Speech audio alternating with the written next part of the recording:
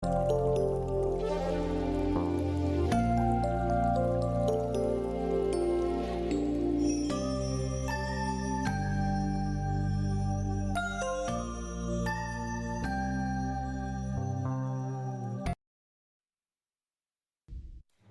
to NTD Newsroom. I'm Don Ma. Our top story is President Trump tours the detention center in Florida Everglades known as Alligator Alcatraz. An update on the trip and what we know about the facility. Senators passed the GOP's big budget bill. The vote comes after more than 24 hours on the floor and last-minute negotiations around Medicaid and food stamp cuts. We have details. Columbia University settles a lawsuit brought by students. They say the Ivy League institution used false data to boost its nationwide ranking. Secretary of State Marco Rubio hosting foreign ministers of the Quad Alliance in Washington. How an increasingly aggressive Chinese Communist Party puts regional economies at risk. The Chinese regime is introducing a new form of group leadership, something that can directly challenge Xi Jinping's grip on power. A veteran China analyst sheds light on the matter.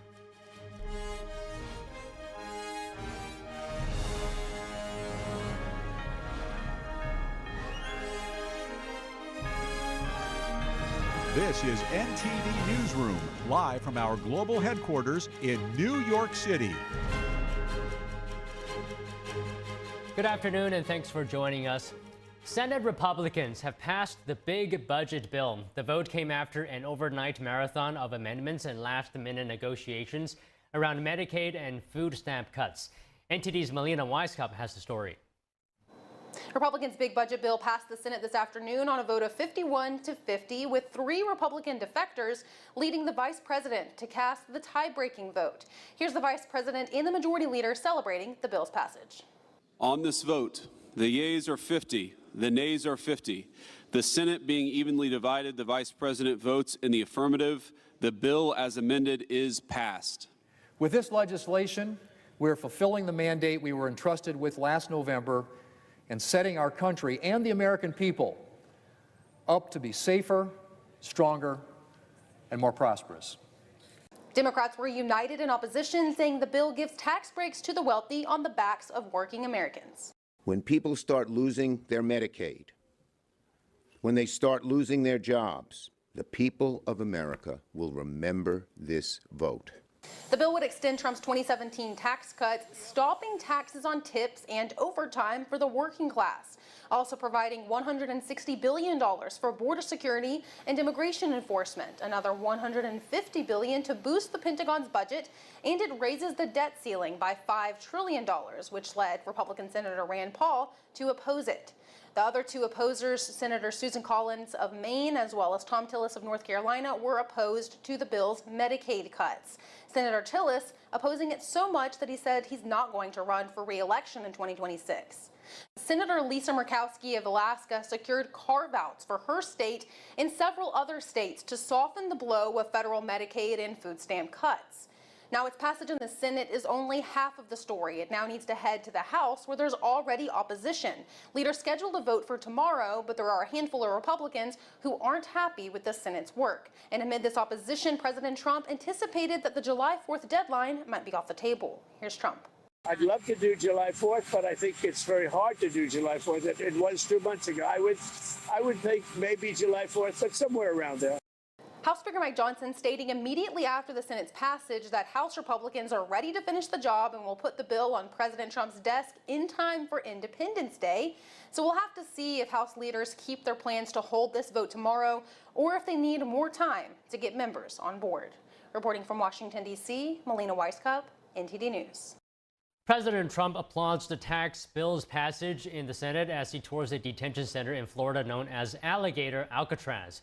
What he's saying about mass deportations and how he's reacting to a fresh feud with Elon Musk. Joining us now live is NTD's White House correspondent Iris Tao. So good afternoon, Iris.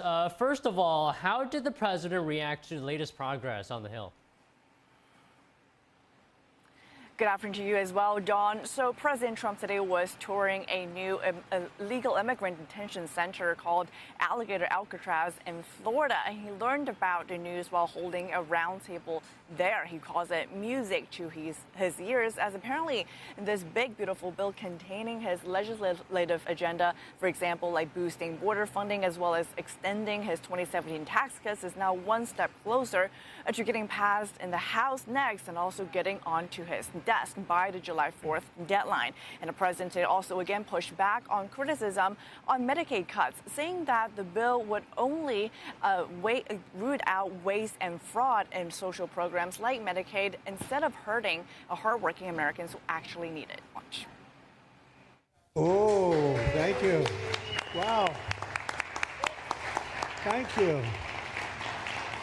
Three things. Social Security, we're going to take care of it beautifully. Medicare and Medicaid, and we are going to save it. Despite the latest progress, the bill is encountering a fresh wave of criticism from billionaire Elon Musk. On Monday, Elon Musk posted a flurry of posts on X, again, of course, criticizing the bill for its potential impact on the national deficit, and again, this time by threatening to boost midterm primary challenges to defeat Republican lawmakers who voted for this bill. And President Trump, in response, threatens to have DOGE, or Department of Government Efficiency, which Musk previously led himself, to now have DOGE look into Musk's government subsidies and government contracts, which Trump says could save the country a lot of money. Watch. So I think what's going to happen is DOGE is going to look at Musk. And if DOGE looks at Musk, we're going to save a fortune. Thank you very much, everybody. I don't think you should be playing that game with me. The two men previously had a public feud already, though, but that ended with Elon Musk posting publicly on X saying that he went too far with his attacks. It remains to be seen how this fresh wave of standoff between the two men will now unfold. Back to you. And Iris, the president today toured an illegal immigrant detention center in Florida. Tell us more about that. Sure. So President Trump today headed down to Florida to tour that detention facility called Alligator Alcatraz with Florida Governor Ron DeSantis, who President Trump today said he has now a 10 out of 10 relationship with. And Trump says that the facility, which will hold up to 5,000 beds, will house some of the most vicious people. Watch. It's known as Alligator Alcatraz, which is very appropriate because I looked outside and that's not a place I want to go hiking anytime soon.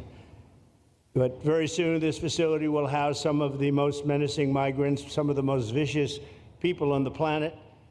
We're surrounded by miles of treacherous swampland, and the only way out is really deportation. Meanwhile, President Trump today also told reporters that he will be looking into potential deportation exemptions for workers in the construction as well as agricultural industry. And that, he says, that decision will come down hopefully in the coming weeks. Back to you. Okay, Iris, thank you. And joining us now to discuss the big, beautiful bill at the Alligator Alcatraz facility is Mike Leon, NTD News contributor and host of Can We Please Talk podcast. Also joining us is Tony Kinnett, national correspondent for the Daily Signal and host of Tony Kinnett Cast radio show and podcast. First of all, good afternoon, Tony. Good afternoon, Mike. Good to see you both. I'll start with you, Mike, today. The bill just passed the Senate, right? The pressure now is on House Republicans, but, you know, several have said they don't support the version from the Senate. Do you expect Republicans to fall in line in the days to come? Yes, that's pretty much it, Don. I mean, it's like we keep chasing. First of all, good to see you guys both. But we keep chasing these stories, and I've said this a bunch on this network. Like, we keep chasing who are going to be these no votes, and they always end up coming around. Lisa Murkowski is a perfect example of this. Now, yes, she was able to get some concessions for Alaska residents with respect to the bill, and Susan Collins kind of migrated over into the no column. But I don't know, out of the people that have been talked about right now on the congressional Republican side, obviously we already know Thomas Massie is a no. You can throw that vote away. But I'm trying to think of who else would be in this column that they're so firm and adamant right now from a media perspective, saying that they're going to be a no. And then when this bill comes forward, they're going to vote as a no. Those are two different things, Don. And one thing I will echo, though, is that when I talked to a couple of House folks recently on the show, we've had a few House Democrats on the program, some who have been very open. Obviously, they're going to vote along party lines. But one of the biggest things that they mentioned to me was we need to see what the version comes back from what the Senate sends us back. And I think there is obviously a difference in terms of the version that's going to be sent back to them right now than what they voted on back in mid-May on a very narrow margin of 215 to 214. So maybe somebody could be convinced on, but I haven't seen evidence otherwise with respect to all of this voting of somebody who's so hardline stance from the media perspective, and then all of a sudden when they go to actually vote on it, they vote that same direction. Okay, Tony, your thoughts. Will moderate and conservative House Republicans, who have concerns, right? Do they have to pause their ambitions to get the bill passed before the deadline? Yes, they will. And I think Mike is right on the money here. We actually see this quite often with both parties. You have some individuals who either come forward in committee and inside caucus, like you see in the Democrat Party, or out in the open on loud social media posts like Republicans often do.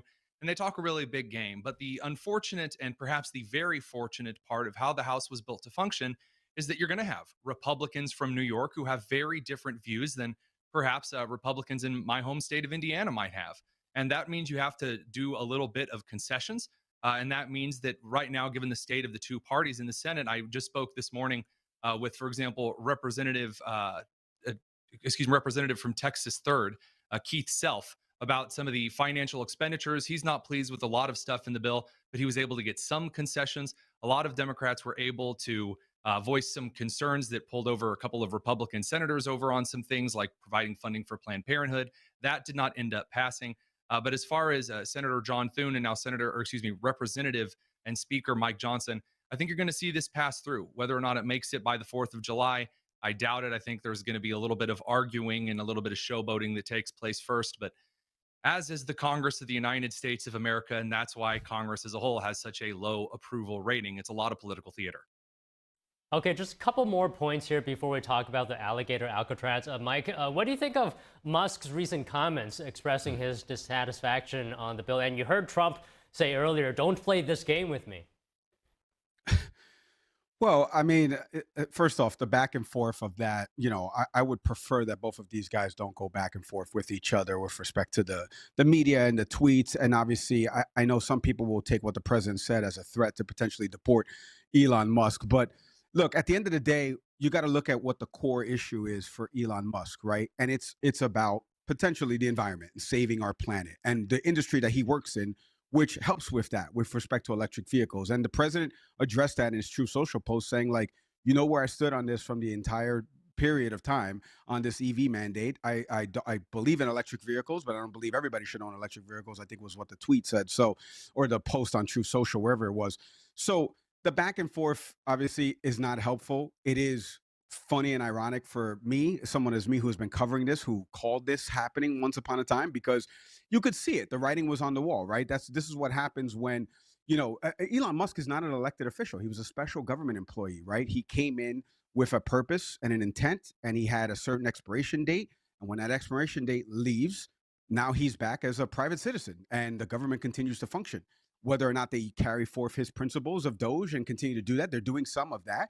Some of the things they've gotten rid of. So that's that. It always had a shelf life, Don, and the relationship had a shelf life. I mean, this is because he's not an elected official. He was not appointed to anything outside of this government of efficiency as a special government employee. So the writing was on the wall that this was always going to come to a head. And now Elon's using his platform, Twitter, to make the biggest gripes, and the president is countering back on his platform to make the gripes back. Okay, Tony, any thoughts you have on this? Again, I'm largely in agreement with Mike. This is something that actually our friendship was kind of hit off on, is that the tenuousness of these kind of special government situations. And I'll say this, from the more right-leaning side of the aisle, I understand a lot of the gripes that Elon Musk has with the bill. I really don't like government spending myself. However, unfortunately, the Republicans and the Democrats and the vast constituency of the United States simultaneously wants low taxes and high government spending. Those two things don't mix. No matter how much one administration might say, oh, we can grow out of it, and the other one says, well, if we just have the right groups pay the fair share, then supposedly the billions will actually equal trillions and it'll be wonderful. No, it doesn't work like that. Unfortunately, the American people are going to have to come to austerity measures in the 2030s. That is going to be a major financial problem. And when we get to that point of a lot of finger pointing in Congress, because all of a sudden the gravy train will have come to an end on, for example, federal entitlement programs, and then there's no money left for subsidies of certain energies, whether they be oil and gas or solar and electric, because God forbid we build nuclear plants, then we're going to have, I don't know what, a moment of national, gee, I wish we had done something different. Hindsight's 2020. I mean, the unfortunate part is that when that happens, there will be some economic instability that won't be able to just be brushed off. And Congress has never really been forward thinking or pragmatic. It's one of the great blind spots of mankind in general. Okay, now I want to have a conversation as well on the alligator Alcatraz. This ICE facility, Mike, what is the message it's sending? Because, I mean, it looks like it's supposed to be designed to be nearly inescapable, right? I mean, if they tried, detainees would be faced with treacherous terrain, marshes, forest, dangerous wildlife, like alligators. So making an escape attempt, it seems quite dangerous. So let's start on that first. We were talking about political theater before, and there's a little bit of element in this political theater, and then there's also something that's true about it, which is ICE doesn't have a lot of detention centers. So I live 30 miles away from this facility. I'm literally on the west side as you go along the 75 corridor up the west side of the state. So I could bike ride to it right now. And you see here that's playing in the package, it's an open airfield because it is a private airport that's not really used that much. If you ever landed at Miami Airport, you'll see when the planes come in for landing, they tend to make a left turn and go around this area of land where this is going to be built upon. So the president was touring this facility center. Look, it's going to house right now potentially 1,000 to 1,500 people. The Miccosukee tribe that's down here has said, like, look, this is our land. This is not what it's being used for. DeSantis put an emergency order in place to be able to use the land right now to construct this. And I think when I was talking about with the political theater part of this is like, this is kind of what the campaign was built on, of like, we're going to get rid of these folks. When you try to get rid of folks, Don, you first have to detain them and put them somewhere. We can't put them in the federal correction system, right? Like, those things are overwhelmed already. So this is where like both things can be true at the same time. Like, we need a place to house folks. And I know people are going to say, well, there's some inhumane conditions and things like that. We have to see how this all shakes out. It's not open yet. He just started touring the facility today. But this is part of like both things are true at the same time. Like, we do have an issue, and the One Big Beautiful Bill addresses this in terms of funding that it's going to have for border enforcement and all the money that's going to be going on the immigration front. We don't have as many detention centers to house these folks. But then the other side of this is which states can help us, which states have the land, which states have this ability and infrastructure already set up to do something like this. Florida does have it. We have it right here in this area. And again, I can't get into the human rights aspect of it because it's not open yet. We haven't started putting people in there yet. I don't know of the folks that are going to be in this facility, how many of them have actually committed crimes, or how many of them are in that category of they just overstayed their welcome with respect to visas, et cetera, expirations. So we don't know any of that right now. All I can tell you is I try to look at things as practically as I can. ICE needs facilities. Florida offered it. And this is an area where, like I said, the treacherous part of this and all that, Don, it's not that treacherous. I mean, I'm okay with going over there. Like, I drive by, like, it's not as treacherous. But again, it's the infrastructure set around it. And it's the fact that Florida had this at its disposal, and they were able to leverage this for DHS and the president. All right, Tony, what do you think? Is this a cost-effective way to do what it's set out to do, one of which is to deter illegal immigration? So I certainly hope that it ends up being cost effective. Again, I'm very much in agreement with Mike on a lot of these things, that two things can be true at once. Every administrative action is going to have an element of political theater. That's why you have comm staffers. That's why you have individuals who are in charge of optics for any campaign or administration. You have to market what it is that you're doing, because if not, the opposition will rule the roost and claim that you are opening some kind of concentration camp, which many have unfortunately and incorrectly already asserted. Now, I can build on Mike's previous questions with some data that we already have, because like Mike, I like from the ground up fundamental arguments instead of from the top down and bickering on the minutia. That's why I love this weekly segment so much. You can kind of get a lot done in that regard. So what we know about ICE facilities so far is that the care has been realistically humane, at least in regard to the original projections. So the administration said it was going to provide a certain level of care, a certain level of access, a certain level of oversight in these particular facilities. And then it delivered on those particular promises. So if you're looking at right now, again, yes, you do need ICE facilities. This is an incredibly popular program with Americans. Illegal immigration was for the first time in like 20 years, topped the economy in several polls during the campaign as being more important. So what we really need to see is this carried through in a manner that you can actually hold those who are being detained and do so in a way that doesn't require major facility construction in the middle of nowhere. And if you have prior airports, if you have, again, I as a former educator, you'd have empty school buildings that are sitting and moldering and rotting away, then using those buildings for something else, as we've seen using, for example, some schools in the Midwest as storage for infrastructure projects, using empty airfields. Again, I can't speak. I know, Mike, you're a lot closer. I don't know how actively used that airstrip was. If the land is there and the space is there, yeah, that's great. I do also take issue. There's a certain conservative commentator who I won't name, who does not have a beard, who recorded a video this morning in his car going, "I'm driving through treacherous land down to the Alcatraz alligator." Stop it. Stop it. I've been to the Everglades. It's gorgeous. Yeah, you shouldn't walk through some parts of it, but driving places? Get out of here. That's not dangerous. That's political theater. Okay, well, it seems like it won't deter you guys, but certainly for me, I would not go to this place. But still, Mike, let me ask you, since you said it's not that treacherous, on a scale between symbolic and operational, where would you put this facility on that scale? That you framed that perfectly, Don. That is the best way to land the airplane right there, for lack of a better analogy, because I think it's right in the middle. I think it's actually right in the middle, because I do, back to Tony's point, right?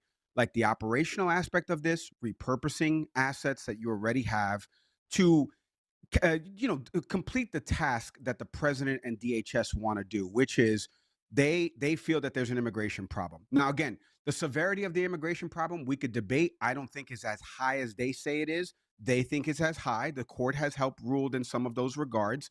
They've invoked this Alien Enemies Act and things like that. And all these things are going through the court system. So they needed something from a practicality standpoint to house folks in a detention center, right? That's what they do. Obama built detention centers. Like we have to, call things out when they happen. And there was ire from some, and maybe not as much when Obama did that. The symbolic aspect of it, like you're saying, Don, is that this alligator Alcatraz and the nickname, those are what the comms people do. Those are what the marketing folks do. Trish McGoffin, who's over at DHS, I'm sure is loving that nickname, because for them, it, like you said, it's a deterrent, and that's what they want. They want it to be a symbol and a beacon of deterrence, whereas people like me and Tony are hoping that this is a practical standpoint, that it does accomplish what the administration wants to do, which is getting the bad actors out of here, detaining them somewhere before we send them on their way, once they've reached their due process, which is something else we could talk about entirely. But that's the whole point of this. And I think the administration, I don't know from a PR standpoint if they want it to be more symbolic versus the practical, but I do know from a Florida standpoint, DeSantis said, we have the land here, we have the resources, we have something that's not being used. Here's the practical part of it that we can help you fill in. You guys take over from the PR standpoint and talk about the symbolic part. Okay, Tony, I want your response to what Mike is saying, but I also want to ask you, this is a small point, but did you see those memes of the alligators with ice hats? I mean, personally speaking, I feel like there's just a very narrow scope of situations where the government can post memes and get away with it. It's a small point on the overall picture, but what are your thoughts on that? Well, again, look, when you're looking at the modern optical framework and pattern psychology of interacting with voters, which is to say, when you're looking at governments posting memes, it can either be done well or can be a very cringy thing. No side of the aisle is immune to this, but it is a certainty that this administration has taken the current way of portraying situations and has stayed very up to date on it. You saw this in Obama's first term as well. His first term was marked by, again, I'll never forget the popular vine of Obama trying to dip a cookie into the glass of milk and saying, "Thanks, Obama." That was apropos. And there are cringier versions of this, of course. I'll never forget Hillary Clinton saying she's just chilling in Cedar Rapids. I mean, you get either way. And I've made my own fair share of memes. I have photoshopped AT-AT walkers down on the border before, because when you talk about policy, it is easier to identify some of the fear mongering from both sides through expressing their hyperbole in meme. I mean, this is one of the reasons that I taught myself Photoshop while I was supposed to be paying attention in biology too in college. So when you're looking at this kind of a thing, yeah, the alligators and ice hats is cute. But in the same way that I thought that Biden wearing aviators and always licking the ice cream cone was funny, it's taking certain, oh, this is such a terrible moment, oh, this is so serious, just saying, laugh it off, relax, calm down, just take a breath. And if you have a little bit of fun with it, I mean, I don't see the big issue with it. I just think that, yeah, I mean, thank you for not posting something really awful and cringy that makes my stomach turn over. Okay, Mike, final thoughts. You know, some people calling the memes embarrassing. Yeah, I think there's a delicate balance, like Tony said. I think, you know, we've always seen the cringy stuff from House Democrats doing the Choose Your Fighter video, and they export in and trying to hop on a, you have on a to remind TikTok me of that trend. one. Yeah, sorry, Tony, but then you also see, like, I'll be honest, some of these White House ASMR posts that have been coming, especially from the White House account. It's one thing to do it from the individual who's maybe a comms secretary or something like that, but to do it from the account itself, I find it distasteful. But again, am I going to, you know, march and do a protest about it? I don't think so. There are other bigger fish to fry, to you know, use that analogy. But again, this is a very delicate balance, and art is subjective, Don, as everyone knows. So unfortunately, you know, we're going to have to live with, you know, what people continue to post on their social media. Well, all right, that should do it for today. Mike, Tony, thank you very much. Thanks, guys. Thank Good to see you. Good to see you. Coming up, Columbia University settles a lawsuit brought by students. They say the Ivy League institution used false data to boost its nationwide ranking. We have that story and more when we come back.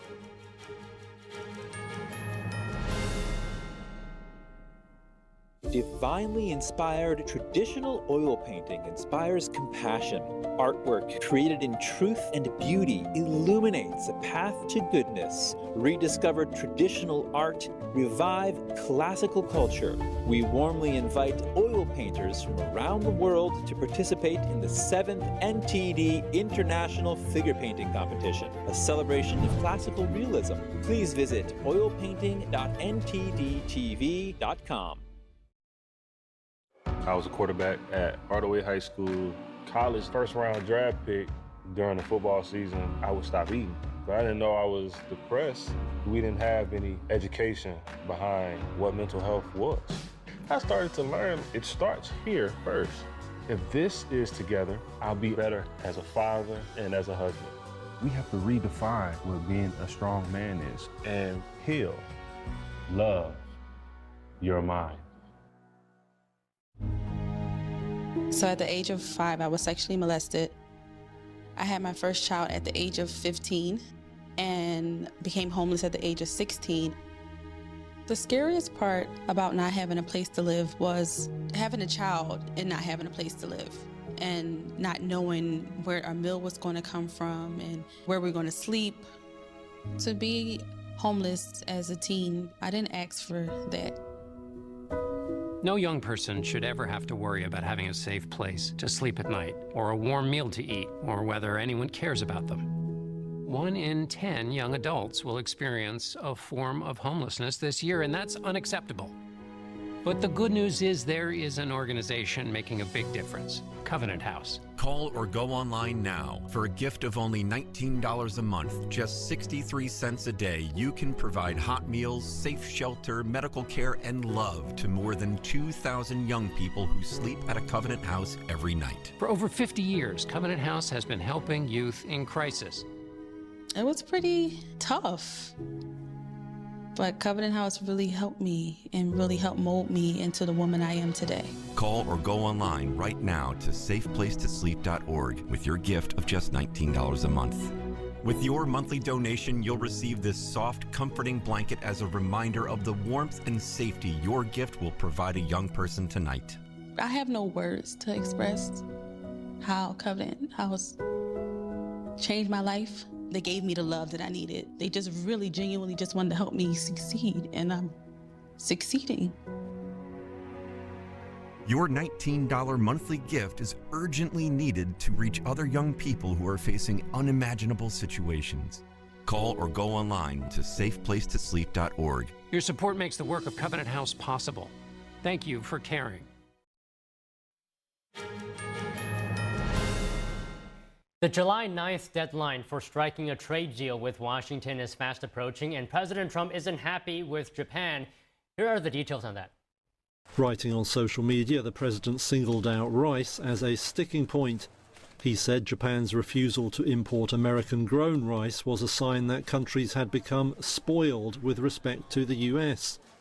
They won't take our rice, and yet they have a massive rice shortage, he wrote.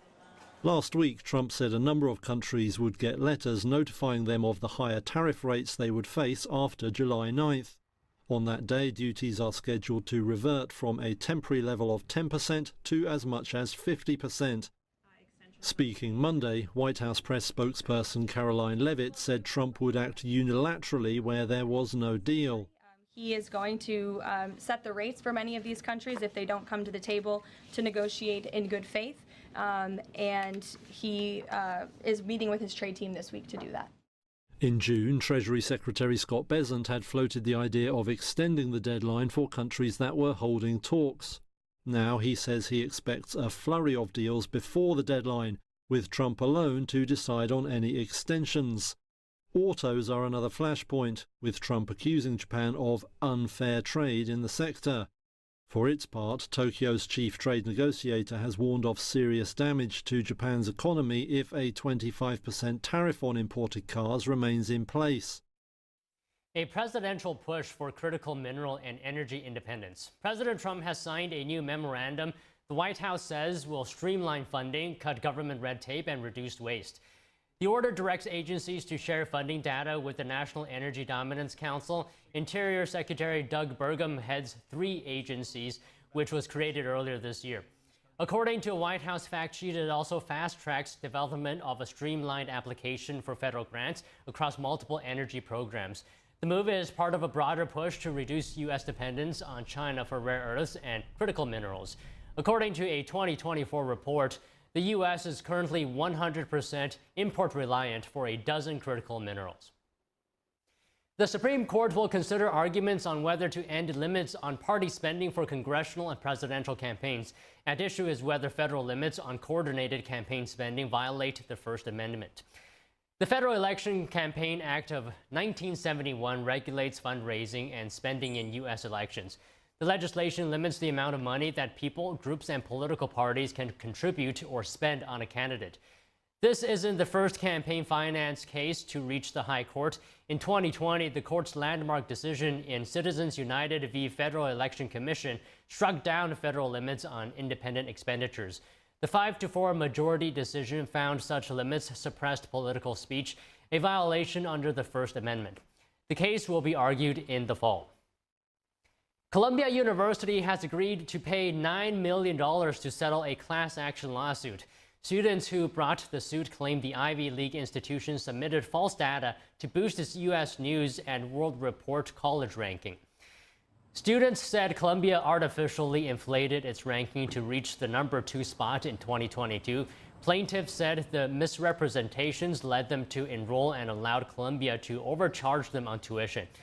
The settlement covers about 22,000 undergraduate students at Columbia College, Columbia Engineering, and Columbia School of General Studies. The agreement covers the time period between the fall of 2016 and spring of 2022. In June 2023, Columbia said its undergraduate schools would stop participating in the rankings. Other universities, including Harvard and Yale, also stopped submitting data to U.S. News and World Report.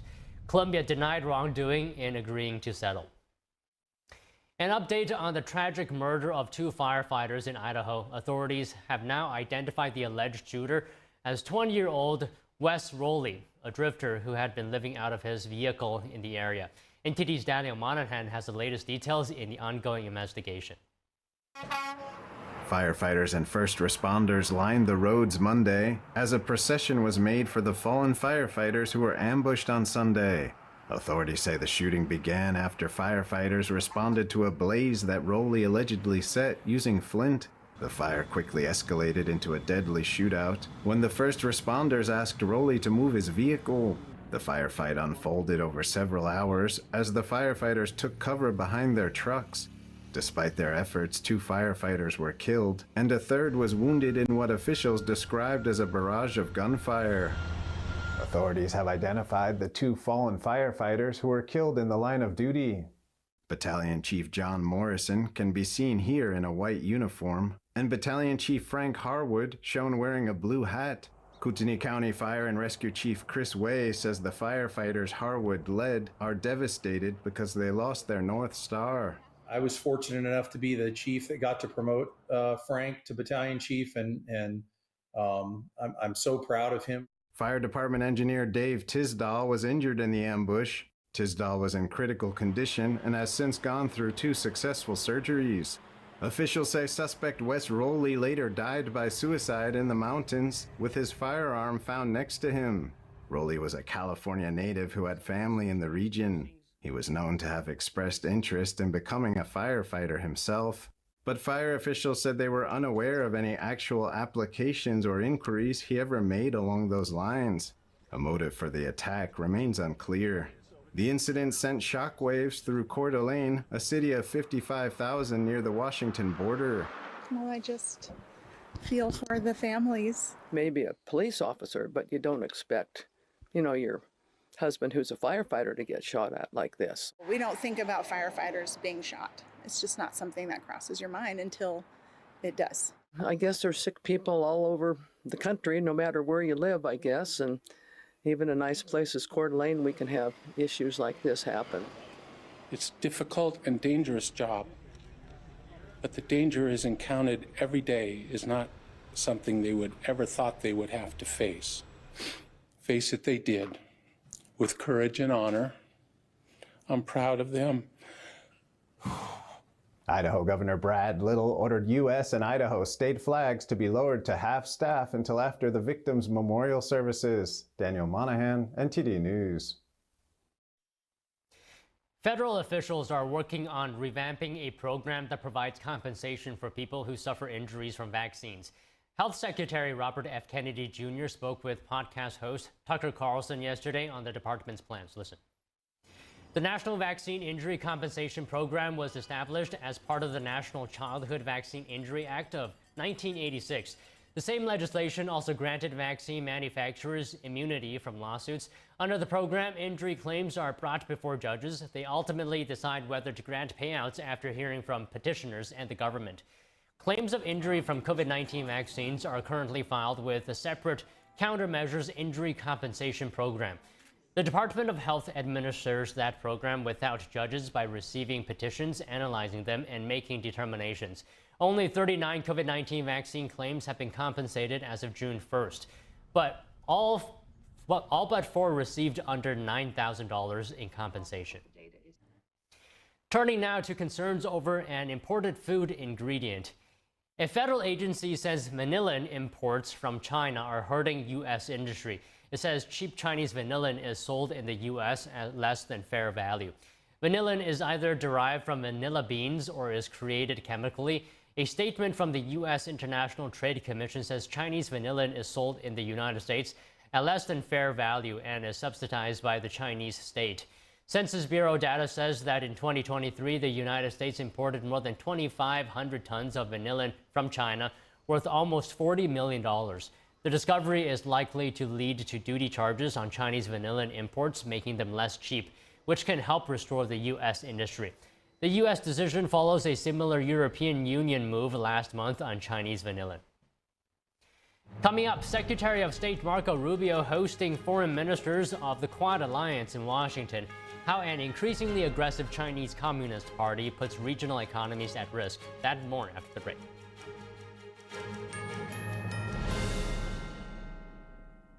All throughout your home, appliances and systems just wait for the worst time to break down and leave you with expensive repairs. Unless you have a plan from Choice Home Warranty. All home appliances and systems have a breakdown clock, and when it expires, it will cost hundreds and potentially even thousands of dollars to fix or replace.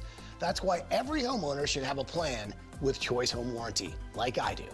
For a low monthly fee, a Choice Home Warranty plan will cover your heating, air conditioning, plumbing, appliances, and more.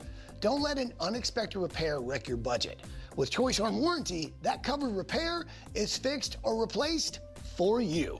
Choice Home Warranty has been a great company to work with, and they've taken care of us. I would suggest anybody who lives in a home not to be in a home without them. Avoid the ticking clock of home appliances and systems breaking down with a plan from Choice Home Warranty. Call now to get your first month free. Call in the next 10 minutes and we'll give you $120 off your first year of coverage. That's $200 in total savings. With a nationwide network of over 25,000 technicians, I don't worry about how my next breakdown will be handled. With a click of a button, my claim is filed, and Choice Home Warranty starts the clock. They do the legwork, hiring the right technician and handling the cost of covered repairs and replacements.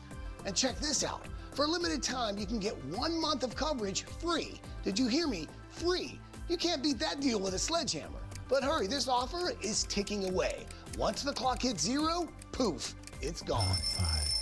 Don't fear the breakdown clock. Get a plan from Choice Home Warranty and get round-the-clock money-saving protection you can count on. Call in the next 10 minutes and we'll give you $120 off your first year of coverage, plus get your first month free. This offer won't last long. Get your home protected. Call now. Don't wait for an appliance or system to break down. Call before that happens. Call 800-983-3523. 800-983-3523. Is deep-sea fish oil really healthy? Due to pollution in the oceans, most fish contain heavy metal elements and radioactive substances. That's why it's so important to choose a pure source of omega-3. Puritang green vegetable omega-3 is made from purslane and perilla seeds, which are rich in nutrients and minerals, especially vitamins A, D, E, calcium, and iron. With natural processing and no harmful chemical additives, it has more than 90% concentration of omegas 3, 6, 7, and 9. It effectively improves brain power and is beneficial to the heart's health. Puritang Omega-3 does not smell of fish and contains no pollutants, so both adults and children can safely and easily consume it over a long period of time. Puritang Green Vegetable Omega-3. Greener, healthier, and more effective. Visit puritang.com to learn more.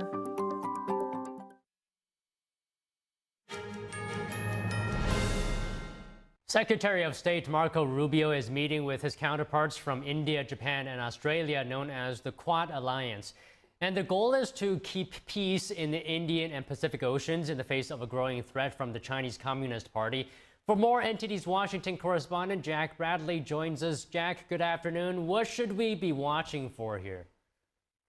Good afternoon, Don.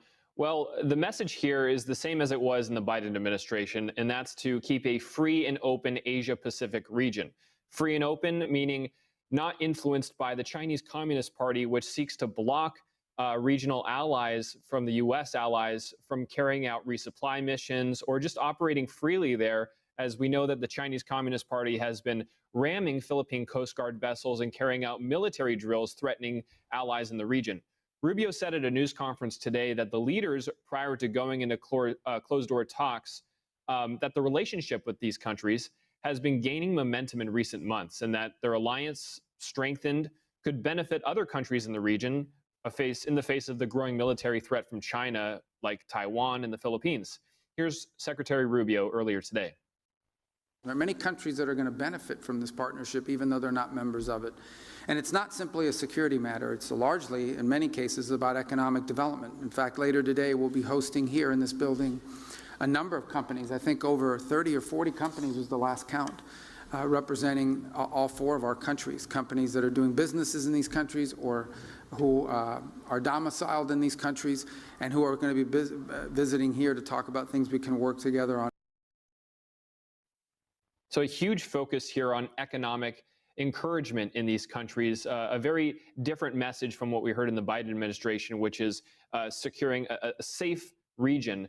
Obviously, safety is the #1 priority, and then comes economy, but they're going the next step here. Rubio says that following these meetings is to start taking action, not just for regional security as China threatens to destabilize them, but also to promote economic development, particularly when it comes to critical minerals, which are used to make electronics, vital electronics like military-grade electronics, as well as iPhones. They also need to secure access to raw materials, but on the other side of this, they have to have the capability to process those raw materials, refine them into usable products. Going into the meetings, each of the foreign ministers addressed the press separately, with Japan discussing the role of the Quad Alliance in keeping peace in the region. Australia discussing the necessity of strengthening supply chains. And India with the hopes of hosting the next Quad summit, and also adding that they condemn terrorism that was in the face of recent terrorist attacks on India, which blamed Pakistan, leading to that short but deadly war about 2 months ago. President Trump brokered a ceasefire deal between those two countries, after which Pakistan nominated Trump for the Nobel Peace Prize. India, meanwhile, has differed that Trump's intervention has led to the ceasefire. Let's take a look. A word about terrorism in the light of our recent experience. The world must display zero tolerance. Victims and perpetrators must never be equated, and India has every right to defend its people against terrorism, and we will exercise that right. We expect our Quad partners to understand and appreciate that. This is a very important Quad meeting, as always, and unfortunately we meet against the backdrop of conflict and of escalating competition. So it has never been more important for us to harness our collective strength for peace, for stability, for prosperity in the Indo-Pacific and for all our peoples. Currently, there is turmoil in the Middle East and Europe. The Indo-Pacific region, where our 4 countries are located, is the growth engine of the global economy, accounting for more than half of the world's population. With this, the peace and stability of the Indo-Pacific region are essential for the prosperity of international community. The 4 countries, as major powers in the region, have an important role to play in ensuring peace and stability in the Indo-Pacific region. Now, this is the second time Rubio's hosting these Quad foreign ministers in Washington. He hosted them back in January on the 21st. That's the day after Trump was inaugurated. Obviously, this move underscores the importance of the Indo-Pacific region, Don. So, Jack, CCP aggression in the Pacific is nothing new. It has been going on for years, but has the threat level changed? Right. So you're right. The idea of the Indo-Pacific being at threat from the Chinese Communist Party goes back at least to the Biden administration, where they were faced with keeping peace while the CCP was causing problems. That's as China's Coast Guard and other forces have clashed with Philippine ships, ramming them, blocking them from carrying out resupply missions. As far as has it increased or changed, these jet flyovers, military drills over Taiwan and Japan airspace and Taiwanese waters, this may be on the rise. The top U.S. military officer, Admiral Samuel Paparo, says that the Chinese Communist Party's military aggression against Taiwan increased 300% in 2024. And he says that drills like these are not just drills. They're not military exercises, but rehearsals for what could happen if the CCP decides to invade Taiwan. Former President Biden last year was caught on a hot mic telling the Quad leaders that, quote, China is testing us, referring to the regime's increasing aggressive behavior in the region. Don, back to you. Okay, Jack, thank you very much. Chinese state media reports that a new group has been formed at the very high levels of the Chinese Communist Party. Analysts tell us it's a sign that Xi Jinping's grip on power is weakening. The group was reportedly established on Monday to oversee major state affairs.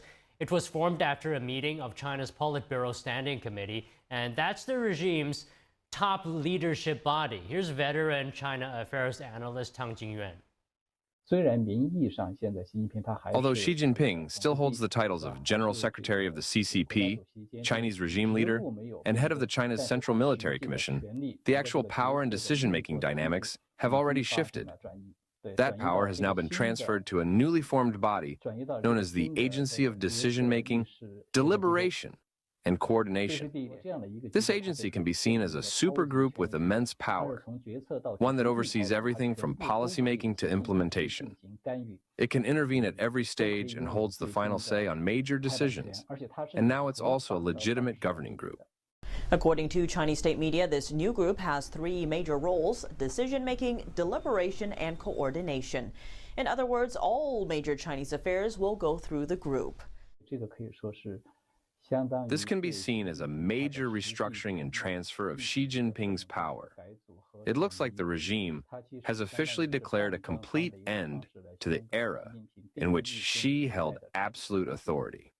The new group is an apparent challenge to what Xi has been working towards, a party where he alone is the central power. Since Xi took office in 2013, he has purged countless officials deemed not loyal to him and replaced them with loyalists. He also formed dozens of small groups across security, finance, diplomacy, defense, and so forth. He made himself leader of them all. This tactic gave him direct control over a broad range of national affairs.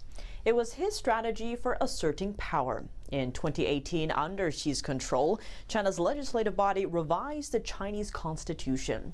It scrapped term limits for the regime's highest leadership positions. That meant he could theoretically stay in power for as long as he wanted.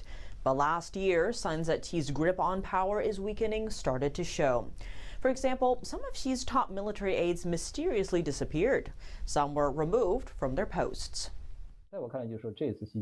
In my view, this shift in Xi Jinping's power has, to a large extent, eliminated the immediate and urgent risk of war over Taiwan in the short term.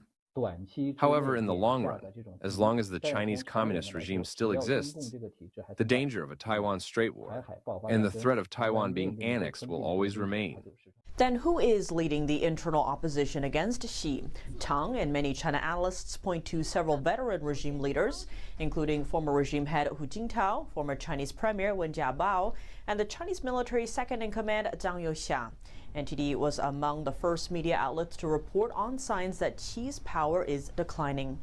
In recent months, newspapers, including Nikkei Asia and the New York Post, have also published analysis hinting at a major shakeup in Beijing. Coming up, President Trump is expanding his brand, this time into perfumes.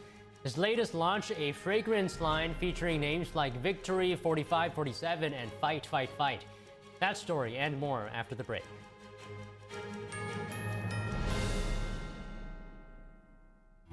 This land, our America, built on hard work, determination, and grit. Sometimes the days run long, but hope, it never runs out, even when the food does, for America's veterans, working parents, even kids. Because in every corner of every town, even yours, millions of hard-working neighbors are facing a hunger crisis, many for the very first time. In this land of plenty, affording food shouldn't require second jobs and third shifts or choosing between your groceries and bills. Today, you can help change that. Call or go online to helpfeedingamerica.org and give $19 a month, less than 63 cents a day, to help every neighbor get the food they urgently need. Because taking care of each other is what makes America strong. We're Feeding America, not just a name, but an action. Working with over 200 local food banks like the ones in your community, and demand is soaring. You go to the grocery store, you spend $100, and $100 is a new $20 bill. Even with 2 full-time jobs, it's hard to make ends meet. These are tough times, but when we stand together, we become the very best of a strong America. Please call or go online to helpfeedingamerica.org. Just $19 a month can feed a family today, and your first gift can double an impact. Plus, we'll send you this free canvas bag as a reminder of the hope you're delivering. When it comes down to it, it's about taking care of your family first and the loved ones that you need to provide for. Because you're not just giving food, you're fueling resilience for people across the nation. You're feeding America. Call or go online today to helpfeedingamerica.org, and your gift can double an impact. Hi, I'm Ty Pennington, here for Choice Home Warranty. They protect my home from expensive repairs, and they can do the same for you. For a low monthly fee, you get their nationwide network of trusted local technicians with plans that cover repairs and replacements done quickly and the right way. Call Choice Home Warranty now and save big with their special offer of your first month free and free limited roof coverage. Call now. Call now to lock in your rate and save big. Call 800-360-7824. Big things are happening at Mathis Home. Save all summer long with price drop alerts all over the store. Their suppliers have cut prices and they're passing those savings on to you. Get new lower prices with top name recliners as low as $199. And huge markdowns on hundreds of sofas in all the latest styles. Now's your chance to save big for every room in your house. There's something for everyone. Plus, get 12-month no-interest financing and free delivery. Check out these price drop alerts and save at your furniture superstore, Mathis Home.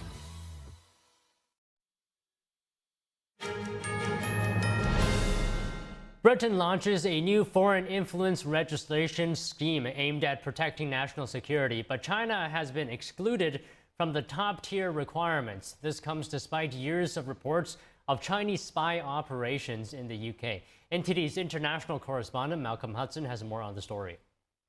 Agents working for foreign states must now register their roles in the UK under a new foreign influence registration scheme. Russia and Iran are both under the most stringent top-tier requirements, but China has been left off this enhanced tier.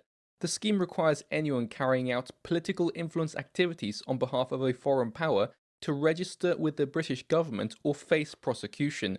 The rules cover activities such as political communications or lobbying, and were introduced in 2023 as part of efforts to strengthen national security.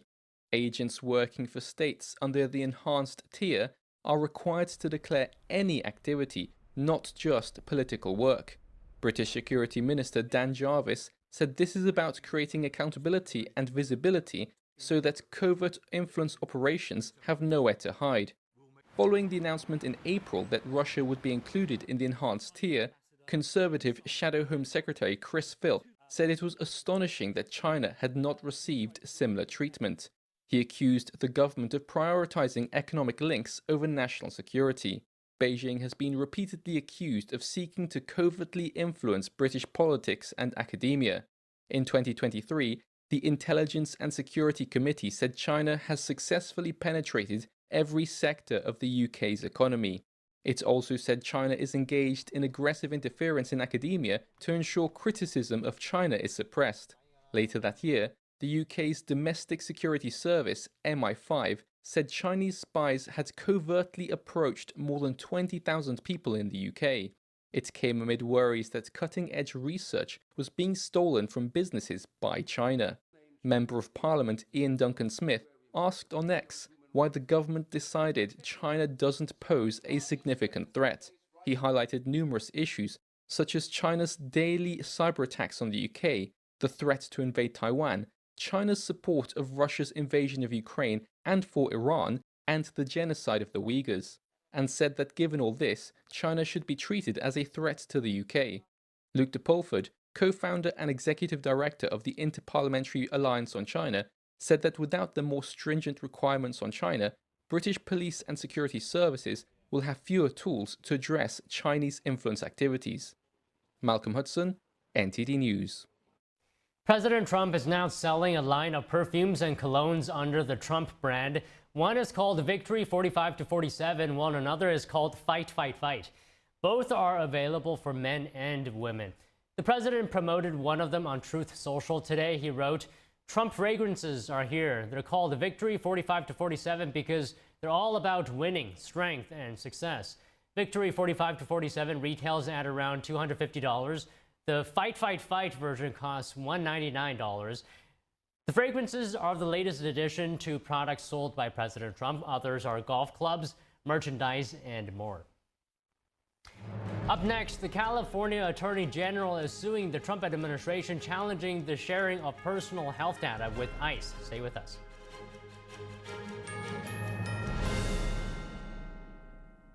All throughout your home, appliances and systems just wait for the worst time to break down and leave you with expensive repairs. Unless you have a plan from Choice Home Warranty. All home appliances and systems have a breakdown clock, and when it expires, it will cost hundreds and potentially even thousands of dollars to fix or replace. That's why every homeowner should have a plan with Choice Home Warranty, like I do. For a low monthly fee, a Choice Home Warranty plan will cover your heating, air conditioning, plumbing, appliances, and more. Don't let an unexpected repair wreck your budget.